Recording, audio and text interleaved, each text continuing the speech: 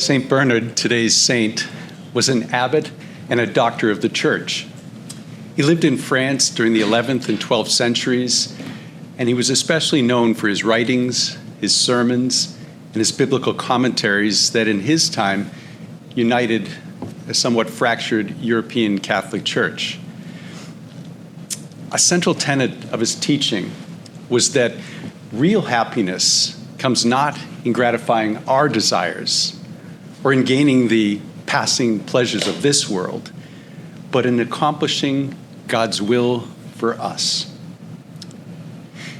Jesus points to this teaching in his parable about the king's invitation to his son's wedding feast. Now, I'm pretty sure that anyone here who has been involved, or anyone online, has been involved in creating an invitation list for a wedding, or even guys in ordination, and then the reception that follows, knows that a lot of care and time goes into this list. If we're honest, sometimes some high-stress negotiations with tears and raised voices and then reconciliation before the big day.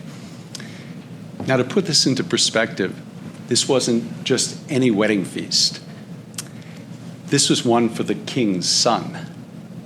Now, here in the United States, we don't have a king, but many of us can remember years ago the excitement when then Prince Charles married Lady Diana in England. There were people who lined the streets of England, and worldwide, people watched with this rapt attention on television. There were even people that traveled from miles away, saying that they just wanted to be near enough to see them pass by. That was the type of wedding feast that Jesus speaks about. And this is why the rejection and the hostility of those first invited is even more dramatic. Jesus compares this wedding feast of the king's son to the kingdom of heaven. That should get all of our attention here because that's where we want our families and ourselves to wind up. In the parable, the first group that were invited, I would imagine, were the most wealthy and powerful people around, and they refused to come. We might imagine that what Father Fred preached about on Tuesday could apply, that they didn't feel the need to attend because of their wealth and their power and their self-sufficiency. The king then invites them a second time, showing his mercy, this time trying to entice them with what they would enjoy at the feast. But some ignored the invitation and went to their farm or their business, choosing what they thought was more important or better. And then the rest, upon hearing the second invitation, became angry and violent towards the king's messengers. The king had been generous. He had been merciful. But he would not tolerate murder, and so he exacts justice. Jesus then shows us that God, like the great sower who sows on all types of soil, does not give up on the world. Like that sower, the king then sends his servants to go out and to invite everyone they meet.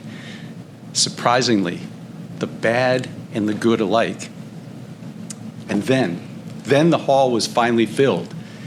This is what we might think and be surprised that God didn't judge our earthly lives whether we were bad or good.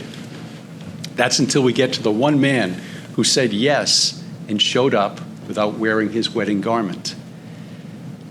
For so many years, hearing this gospel, I would feel so badly for that man, thinking that maybe he just couldn't afford the garment, and the king was quite unfair.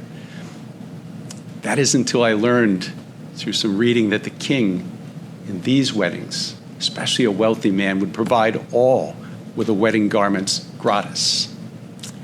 It was the man's choice not to wear it. My brothers and sisters, in each case, whether not accepting God's invitation to the kingdom of heaven or not using what God has given to us to serve him and those he places in our lives, at times we too lose our way.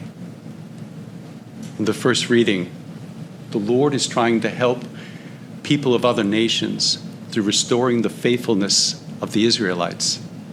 He promises to cleanse them from their impurities and their idols and to give them new hearts and a spirit, concluding with the statement, "You shall be my people, and I will be your God." In order for us to joyfully accept God's invitation to the heavenly feast on earth at the Mass, and to use the gifts of grace here on earth, I think that every now and then we need to be cleansed of our impurities and our idols. We need to allow the Lord to give us new hearts and to be renewed in the Spirit. We need to remember that we are blessed to be God's sons and daughters. And lastly, we always have to remember that the greatest happiness found here on earth is doing His will.